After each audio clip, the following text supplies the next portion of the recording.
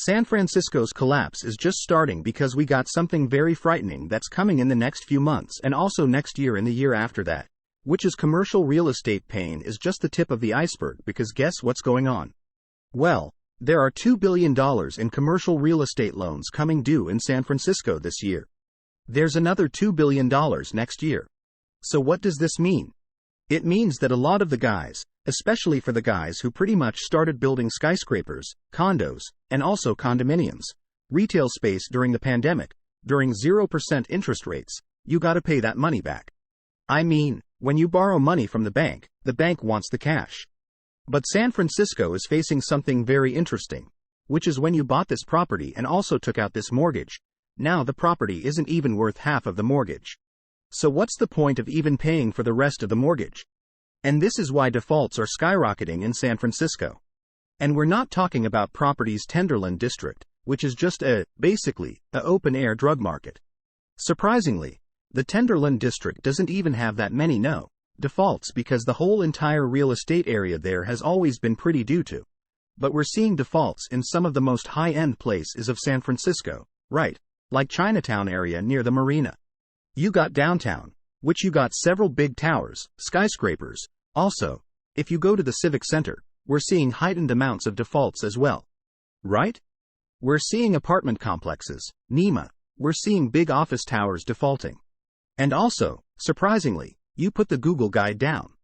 You do have this plot of land right here, which is supposed to be a massive 47-story skyscraper called Hayes Point, which recently has defaulted, gave the land back to the lender and said that they're not going to be building anything on it.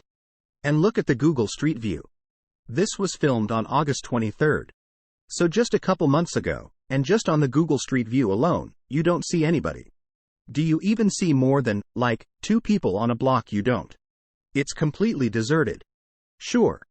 Got a few people here and there, but look at the retail space. Empty, empty, empty. Right? There. And over there, all these retail spaces are also completely empty. And it just shows you that it's just not a great place anymore. Right? You got rampant homelessness, crazy high crime. And also the worst thing is the city just doesn't care. Like, they didn't even acknowledge the big problems. Like San Francisco. I really hope they change because this is a pretty fantastic city. Right? You're not gonna get a vibe like the city anywhere else in America. It's very different from the East Coast. Right? It's like a peninsula, great weather, fog, beaches, parks. There's even a golf course here. And it's all very compact with the original Chinatown. So it's actually a pretty lit place if you haven't been here, but right now, it's a pretty bad place to live unless they change things up. So commercial real estate is a big part of San Francisco, and we're seeing more and more defaults as time goes on. And many of these defaults are happening because of shoplifting, theft, crime. And, of course, you gotta hold deep on the police situation.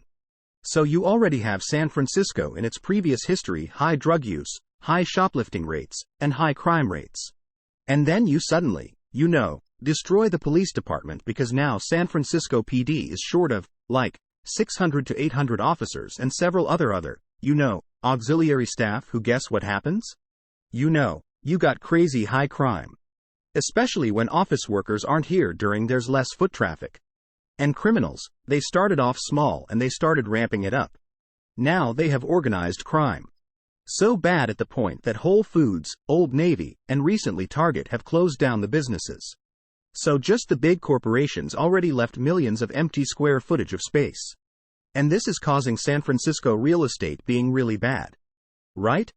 San Francisco home sellers are 4 times more likely to sell at a loss. And if you look at the average San Francisco price, certain areas of the neighborhood, some are down 20% from all-time high, some are down 10%, but commercial real estate is the worst.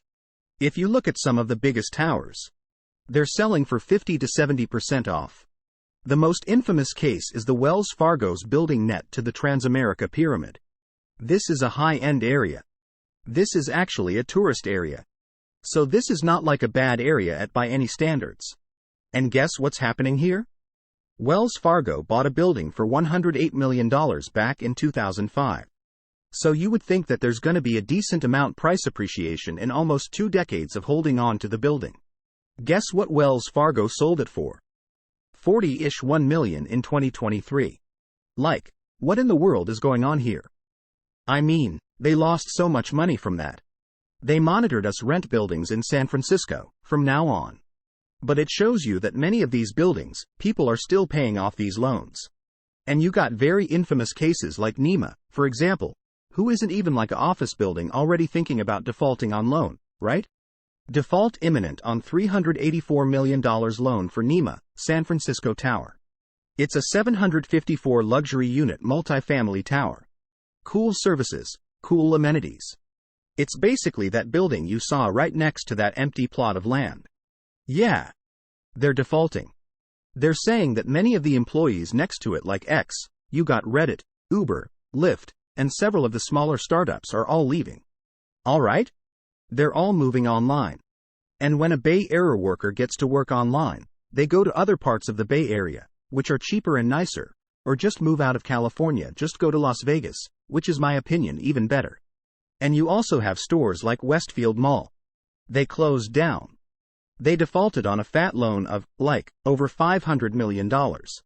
They pretty much set straight up. The building is even worth, like, half the mortgage. And American Eagle and other retailers are even suing Westfield for letting the iconic mall period and to destroy allowing crime to run rampant. It's the crime, guys. Its crime is so bad in San Francisco that nobody wants to be here. And what's even worse is you also have, a lot of stories like Park 55 hotels. Let's check that out. These guys recently defaulted. It's like the biggest default I've ever seen. And this is a huge hotel. It's a skyscraper hotel. And look at how fat this building is, bro. Like, this is a huge building of 3,000 hotel rooms. The company defaulted on their massive $700 million loan, also stating that, 1. There's barely any tourism. 2. There's a lot of crime.